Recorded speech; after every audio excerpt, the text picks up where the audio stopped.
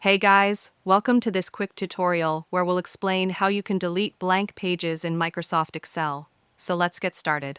Unlike Word, Excel doesn't clearly show blank pages, but if you try to print, those extra pages may also come out blank.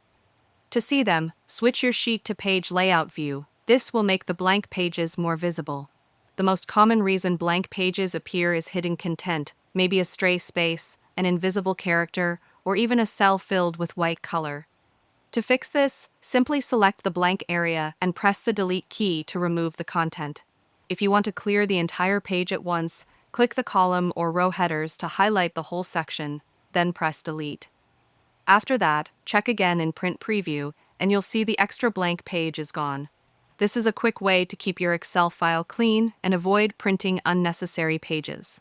And that's it. If you found this video helpful, consider giving it a like and subscribe.